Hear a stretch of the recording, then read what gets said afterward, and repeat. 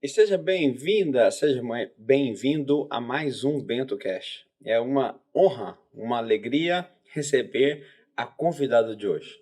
Não é só uma amiga, não é só uma mentoranda, mas é uma grande cientista que vem contribuindo muito com o elucidar da visão das pessoas e vem contribuindo muito com a evolução do mundo através da sua inteligência raríssima, através da sua percepção de mundo. Eu estou falando nada mais para mim é a Aninha, para nós aqui dos Imparáveis é a Aninha, mas para vocês ou para o mundo aí é uma cientista, a Ana Cândido.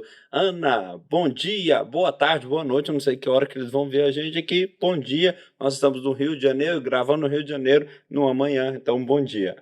Bom dia, Paulo Bento. Bom dia a todos que nos ouvem. Hoje eu tenho o privilégio de estar aqui conversando com o meu mentor, Paulo Bento, a pessoa que me esclareceu muitas coisas a partir do ano passado. Nós estamos num processo de construção juntos. E para mim é uma honra poder compartilhar com as pessoas que nos ouvem todo o processo de transformação que eu passei, que foi muito esclarecedor para mim, e com certeza você vai gostar da nossa conversa de hoje. Legal, que fantástico. Eu tenho, assim, a honra e o prazer de estar aqui com a Ana, porque a Ana, além de cientista, de ter passado pelas ciências biológicas, além de ter passado por todo esse processo científico em laboratórios, hoje, enquanto professora da UFRJ, enquanto instrumentadora de tanto conceito e conteúdo para as pessoas, ela vem também se desdobrar pela área de mentoria, pela área de orientação de carreira, pela área do desenvolvimento de pessoas. Então, eu fico muito feliz por ter a Ana ao longo desse processo. Ana, como que fica na sua cabeça, onde o cientista geralmente ele fica ali bitolado em uma técnica de laboratório e se perde um pouquinho da visão fora da bolha do mundo lá fora? Então, existe vida após da bolha? Existe vida? Me fala um pouquinho, existe vida além da bolha científica? Tem que existir. Socorro, Deus, né? Você sabe que uma das dores que eu carregava, né? Porque venho trabalhando nisso há bastante tempo, como cientista, é aproximar a ciência acadêmica da sociedade. Aquele conhecimento que é construído e morre na universidade, ele não tem valor. Então, a área que eu atuo, Paulo, para quem não me conhece, o Paulo já apresentou, eu sou Ana Campos, eu sou bióloga de formação, sou geneticista e sempre atuei na medicina translacional. E o que é isso? É fazer com que a ciência pesquisada na bancada tenha uma aplicação direta. Então, por muitos anos, trabalhei com diagnóstico de doenças oncohematológicas, aplicando os conhecimentos de estrutura de membrana, estrutura de proteínas, conformação proteica, a natureza do DNA, agora aplicada a particularidades da doença, para melhor compreender por que alguns tipos de câncer eles têm um desfecho muito positivo e outros têm um perfil mais agressivo. Então, a medicina translacional é isso, é levar as descobertas do laboratório, da bancada, da técnica, para além dos papers, dos artigos, né, que muito hoje é falado, mas que aquele conhecimento ele transita basicamente entre os cientistas, entre os pares. E meu objetivo não é esse. Na área que eu atuo, eu entendo que a biologia ela ganha cada vez mais valor à medida que ela atinge pessoas e ajuda a transformar vidas. Hoje, como o Paulo falou, eu trabalho na UFRJ, eu tenho a honra, a satisfação de trabalhar no Laboratório de Cultura e Criopreservação de Medula Óssea, que é o laboratório de transplante de medula no Fundão. Então, é a prática da terapia celular. Até onde aquele conhecimento molecular e celular pode ser aplicado para, de fato, ajudar a pessoas a encontrar a cura e, de fato, ter uma vida melhor, mais saudável, furar a bolha, realmente, Olha né? só, pessoal, lá no Goiás a gente fala assim, ó, pira o cabeção. Olha só, ou não é para pirar o cabeção? E essa menina saca muito. E assim, pensa só, é um orgulho ter essa pessoa na equipe, um nível de gratidão lá em cima, sempre trazendo coisas boas, sempre trazendo oportunidade de mudança, sempre trazendo coisas, fazendo o time dela crescer. Hoje ela não é só master, mas também imparável, está com um projeto, nós estamos com um projeto aí a nível Brasil e fora do Brasil, e é uma oportunidade fantástica. Aninha, eu também tive um diagnóstico de câncer, como você sabe, que foi um câncer no cerebelo e fez com Uhum, que pressionou o lado esquerdo do meu cérebro, ou seja, eu perdi os contatos do lado direito, né? uhum, Eu não conseguia escrever com a mão direita, foi quando eu aprendi a escrever com a mão esquerda, hoje eu sou canhoto, eu não conseguia chutar com a perna direita, foi quando eu aprendi a chutar com a perna esquerda. Eu não escuto também, em relação ao lado direito, eu não escuto também da direita, então para sentar, uhum. eu sento aqui de uma posição onde eu consiga te ouvir, né? E tudo isso fez com que eu pudesse estar aqui nessa conversa com você, né? É tão interessante porque a gente que olha só na bolha, a gente perde a visão sistêmica e a gente não consegue entender exatamente o que que o sistema me propõe para daqui a 10 anos, 20 anos e 30 anos. O quanto eu já estava como um jogador de futebol, que era um jogador de futebol, já estava sendo preparado, porque provavelmente nós não teríamos muito assunto, caso eu fosse jogador de futebol, para nós estarmos Uhum, aqui. Talvez e provavelmente nem aqui eu estaria, né? uhum. Então não faz muito sentido. O fato de ter gerado uma preocupação em estudar neurociência, estudar ciências biológicas, estudar epigenética, estudar isso, me fez com que entrasse no seu radar e que Perfeito. fez com que você entrasse no meu radar. Então, o quanto nós estamos dentro ou nós estamos fora quando nós nos conectamos no radar, e isso faz total sentido. Mas teve uma frase que eu me lembro que mexeu muito com você e você chegou a comentar como isso, que é: não sou vítima da minha hereditariedade, sou mestre na atividade genética. Como que é para uma cientista lidar com essa frase, sendo que você vê no dia a dia a repetição de um padrão do DNA, que Uhum. você vê a gente repetindo isso através dos cromossomos, são 23 cromossomos do pai, 23 da mãe, dos nossos 46 cromossomos ali, que nós repetimos essa tendência aí dos nossos pais, e para você agora que entra como mentora, para explicar para a pessoa: peraí, você não é vítima, sua mãe bebia, seu pai bebia e não necessariamente você vai beber, você tem Uhum. provavelmente uma probabilidade grande de ser alcoólatra também. Seu pai era alcoólatra, sua mãe era alcoólatra, mas aí vem essa frase: não sou vítima da minha hereditariedade, sou mestre na atividade genética. Como que fica para você esses dois mundos? São mundos paralelos ou não? Me fala mais sobre isso. Não, não são incongruentes, são difíceis de serem assimilados, mas é porque o assunto de fato é complexo. Você me coloca numa situação assim que dá para falar um podcast literalmente inteiro sobre esse assunto, mas nessa base vem o respeito que eu tenho por toda a sua história e a admiração, né, que eu carrego por você. Paulo Bento é um caso clássico de alguém que mostrou pra gente o quanto a superação, o quanto o esforço contínuo, ele é importante no tratamento, seja ele qual for. Então, claramente, no momento do seu diagnóstico, você foi abençoado pelas oportunidades que você teve. Acesso à medicação, você em momento algum foi um negacionista, porque no momento que você teve que passar por um processo cirúrgico, você se submeteu ao tratamento. De fato, passou pela cirurgia, fez todos os tratamentos que eram necessários. E hoje está aqui para contar a sua história de um vencedor que encontrou uma dificuldade no meio do caminho, que foi o caso do seu diagnóstico, um diagnóstico precoce, né, ainda jovem, recebeu um diagnóstico, mas isso não foi necessário, não foi suficiente para te paralisar, porque a gente sabe que muitas coisas são explicadas sobre uma ótica técnico-científica, mas a ciência também tem suas limitações. Então, a mesma ciência que permitiu com que os equipamentos de ressonância magnética fossem desenvolvidos, e eles Ó, ajudaram o Paulo Bento, sim. assim como o ultrassom, o raio-x, é a atuação clara da física, aprimorando os nossos equipamentos para que cada vez mais nós tivéssemos mais acesso. e mais clareza, até mesmo de acompanhar, né? Você faz os seus acompanhamentos com o clínico, você pode tomar todos os medicamentos que são cabíveis para você.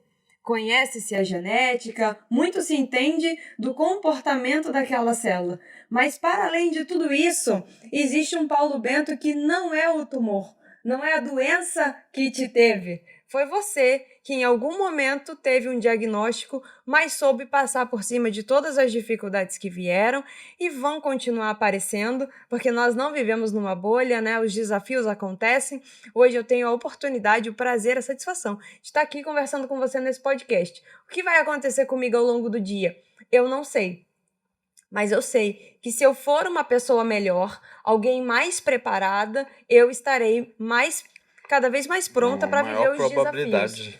Tenho maior probabilidade de fato, enfrentar os meus desafios. Sob a ótica... O que o vítima da hereditariedade faz nesse processamento genético? Ele ajoelha e chora, porque ele entende que aquilo que ele carrega é uma sentença de morte. Só que hoje a ciência vem para mostrar que não é assim que funciona. Lá nos primórdios, quando trabalhou-se com o sequenciamento do DNA, tinha-se muita expectativa de que, de fato, o sequenciamento do genoma trouxesse muitas respostas sobre a origem das doenças, sobre o mecanismo de como que a fisiologia celular funciona. Só que quando concluímos essa etapa do sequenciamento do genoma humano, por exemplo, chegamos a uma quantidade tão grande de dados, de informação, que gerou uma série de outras perguntas, né? Trouxe mais perguntas do que respostas. E hoje já se sabe que o cerne da célula não se detém somente à sequência do genoma, tanto que, para além da genética, existe a epigenética, que são as modulações que esse DNA sofre. Não somente em termos de troca de base, mas alterações que podem interferir de uma maneira geral na célula.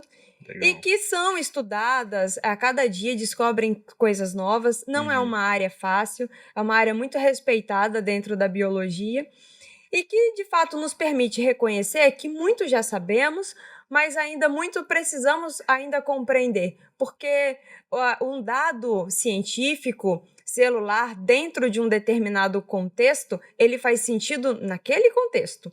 A célula, ela conversa com o meio. Então, nós sofremos influência do nosso meio também. O Paulo Bento, que se alimenta bem, que tem relacionamentos saudáveis, que pratica exercício físico, é um Paulo Bento muito mais preparado do que um que poderia somente se ver na postura de vítima, se fragilizando porque recebeu um laudo, recebeu como se fosse uma sentença de morte. E a ciência está aqui para isso, né? Todos os dias lutamos para melhor compreender as doenças e poder oferecer novas estratégias de tratamento, novas possibilidades de cura. É extraordinário o nível de conteúdo da Aninha, de conhecimento e de vivência isso. E na sua percepção, porque você como cristã, você como uma pessoa temente a Deus e ao mesmo tempo cientista, né? Então, como é essa evolução? Como que é essa conexão entre ciência, filosofia e religião, né? Então, como é que funciona essa trindade, né? O que a ciência prega, que é uma lógica, uma racionalidade clara sobre isso. O que Deus nos trouxe sobre isso aí? Qual é a interpretação filosófica? Como que está a cabeça da Aninha? Como que está a sua cabeça entre ciência, filosofia e religião?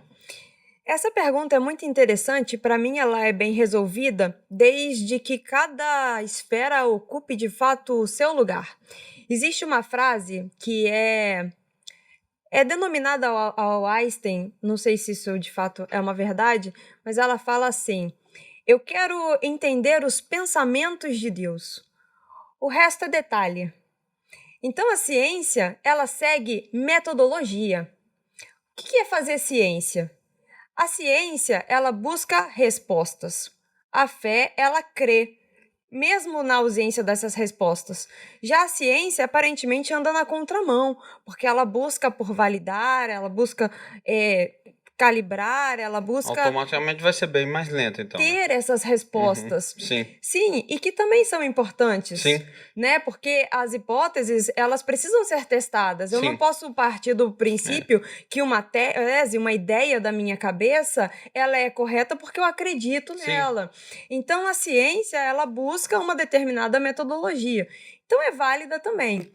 Porém, Sim, o mecanismo, ele pode ser provado. sim. Mas eu me coloco na posição do autor dessa frase. Eu quero entender para além dos mecanismos. Sim. Eu posso conhecer toda a ciência, eu posso conhecer todo o passo a passo, mas o porquê que as coisas acontecem.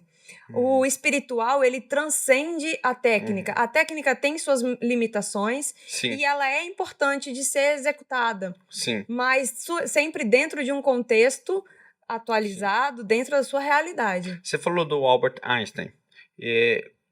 Qual a sua interpretação, qual a interpretação científica sobre a frase do Einstein, que foi o autor da teoria da relatividade, que foi um dos nomes que contribuiu tanto para a ciência, principalmente para a física quântica, e quando ele solta essa frase, Deus não joga dados. Qual a sua percepção sobre essa frase que a gente trabalha tanto no Master, tanto no Imparável? Qual que é o seu entendimento sobre a frase Deus não joga dados? A minha interpretação é de uma interpretação realmente de cura, de alguém que realmente buscava entender os pensamentos de Deus. O resto é detalhe. A metodologia que eu sigo é detalhe. Eu preciso confessar para você que essa frase, de fato, foi o que mais me conecta ao Paulo Bento. Eu conheci o Paulo, eu tive a honra de conhecê-lo no ano passado. E era uma fase que eu passava pela transição de carreira. E uma transição de carreira, pelo menos na época, com a bagagem que eu tinha, veja, nada é fora de contexto. Sim. Na época, com a bagagem que eu tinha, com a percepção de mundo que eu tinha, era uma dor muito grande. Porque é como se eu estivesse negando toda a minha construção como cientista. Eu, ainda pequena, manifestei interesse pelas ciências biológicas, amo a biologia celular e molecular, não é de hoje. Então, desde a minha época de escola, vim de uma família muito simples, mas que sempre investiu muito em educação. Para os meus pais, o maior valor, a maior riqueza que eles poderiam deixar para mim era a educação. E assim, de fato, construí uma história. Nunca parei de estudar. Acabando a escola, emendei na faculdade, cursei as ciências biológicas numa excelente universidade e de lá segui para o mestrado, segui para o doutorado, estudando genética humana. Porém, houve um tempo, já no exercício da minha atividade profissional, em tese eu deveria estar voando, porque eu realizava a atividade que eu mais amava. Sim. Eu construí uma carreira, eu me dediquei àquilo e eu tinha a competência para, de fato, exercer aquela atividade. Era, em tese, a pessoa certa no lugar certo. Só que surgiu em mim um vazio. E, meu Deus do céu, o que fazer agora quando toda aquela trajetória que eu construí, aquela expectativa que eu me debrucei em cima daquilo, não me bastava, não era o suficiente. Foi aí que você me trouxe, através de vários questionamentos, de que a minha vida ela era para além do meu diploma. E essa é uma grande dor que hoje eu percebo que não era só eu que passava. Muitas pessoas vivem essa dificuldade, têm medo ou encaram a transição de carreira de forma muito dura, como se tivessem muita dificuldade de encerrar ciclos. Quando nós fechamos um ciclo, nós precisamos honrar aquele conhecimento, honrar a trajetória que construímos até então, mas quando começamos uma nova área de atuação, por exemplo, profissional, eu não vou deixar de ser quem eu fui no passado, porque agora eu atuo em outra área. Muito pelo contrário, Deus não joga dados. Todo o conhecimento que eu angariei ao longo de todos esses anos em formação científica e acadêmica, hoje eu consigo transbordar na vida de outras pessoas, aplicar na minha atual função como terapeuta. Então quer dizer que a bióloga geneticista também é terapeuta? Sim, porque eu consigo hoje aplicar o conhecimento em neurociência, epigenética, genética celular e molecular humana, aplicado ao que era para mim somente um hobby, que era o desenvolvimento pessoal. Hoje eu consigo trazer para as pessoas que a dor dela não é o fim. Sim. Pode ser somente o início de um novo ciclo. Então, aprender a dar valor para as coisas, dar peso, o peso certo para as coisas certas, colocar tudo no seu devido lugar, traz liberdade. O conhecimento, ele precisa trazer liberdade. Sim. Nós não somos a nossa empresa, nós não somos somente o nosso currículo, nós não somos um casamento.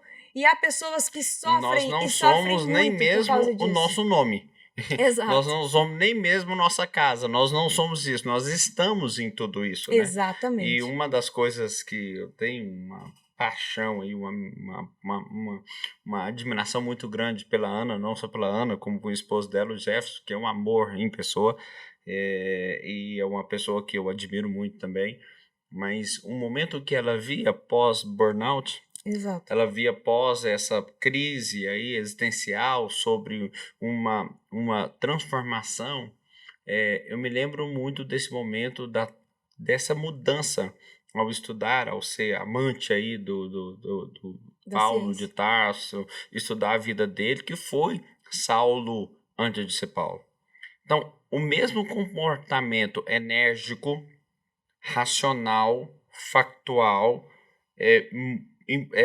de cumprir as leis, de ser verdadeiro e ético que o Saulo tinha, mandando matar os seguidores do Cristo, essa mesma essência foi desenvolvida na mudança de crença a partir do momento que ele encontrou Jesus e se transformou Paulo.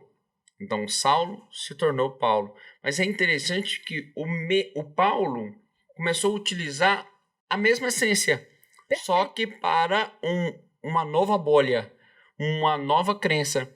E é exatamente isso que eu vejo com um brilho na sua existência, Aninha. E quanto eu sou feliz de ter você com a gente, justamente por isso. Você tem o dom de fazer com que as pessoas olhem por um outro caminho, olhe por um outro ângulo, olhe para uma outra forma, uma outra perspectiva. Estava te falando de um caso que eu atendi hoje, 7 da manhã, a pessoa me ligou na madrugada, desesperada, com um término de um relacionamento. E muito mal, que ela foi abusada e foi mandada para fora, e estava muito mal. E eu tive com essa pessoa há 13 anos atrás. Uhum. E ela veio dos Estados Unidos para o Brasil. E assim, ela estava também num desespero. E só que ela estava numa situação muito ruim. Então, e ela foi e eu fiz esse trabalho de ressignificação com ela, e ela começou a viver um momento fantástico. Conheci um cara muito bom, um cara muito massa, e viveu 13 anos fantástico na vida dela. E me agradecendo o tempo todo por ter dado essa virada de vida. E agora aconteceu a mesma coisa. Aninha, aconteceu a mesma coisa, que foi um golpe, que foi uma violência sexual, que foi uma agressão física, e o cara pôs ela pra fora também. Uhum. Aí ela foi, hoje conversando com ela em prantos, e depois que eu consegui acalmá-la de alguma forma, eu falei assim, você precisa sair dessa bolha para me escutar. Uhum. Porque ela não conseguia, Aninha, não conseguia me ouvir. Ela não conseguia me escutar. Eu falei, você tem que sair daí, então eu vou ter que tirar daqui você para você me escutar. Aí depois que ela saiu da bolha, ela falou, Paulo, mas você não trabalhou comigo há 13 anos atrás? Eu já não melhorei isso, eu já não trabalhei isso, por que eu caí de novo? Eu falei assim, olha só, você mudou os seus comportamentos, automaticamente você mudou a frequência, você mudou a ambiência, mas não significa que você resgatou essa criança ferida que precisa de papai. Uhum. Só que perceba como você lidou com essa situação agora e como você lidou com essa situação há 13 anos atrás. Uhum. Aí ela percebeu, Paulo, não tem comparação. Lá era um desespero que eu não sabia para onde ir. Uhum. O meu problema foi em Goiânia, eu já estou em Brasília, com uma passagem já para hoje mesmo para São Paulo. De São Paulo eu vou para Dubai, então eu tenho uma série de coisas para fazer agora. Então, quer dizer, realmente agora eu consigo ver. Porque a frase do Albert Einstein, de novo, hoje nós estamos bem Einstein hoje, né? Estamos. Então a frase dele que ele diz o seguinte: quando uma mente se abre para o novo, ela jamais voltará ao seu tamanho original. Então a mente dela se abriu. Ela pode até cair no mesmo golpe, mas ela nunca mais vai ser a mesma.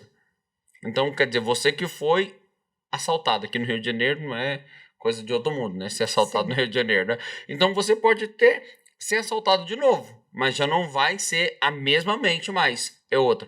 Aquela, né, algum filósofo aí diz que ninguém passa 2 vezes pelo mesmo rio, né? Então, dentro disso, como que você vê isso com a contribuição científica e agora você aplicando esse método enquanto mentora, enquanto gestora, ajudando pessoas? Como você vê isso? As pessoas que não querem sair do lugar, as pessoas que não entendem que mesmo eles não querendo, eles já saíram, né? Como que você mostra isso para eles? Ô, Anta, você não quer sair, mas já saiu, né? Então, quer dizer, como que você usa? Qual o argumento que você usa para não precisar chamar ela de Anta, né? Então, quer dizer, qual o argumento que você usa? Sim, perfeito. Nós estamos sempre em contínuo processo de transformação.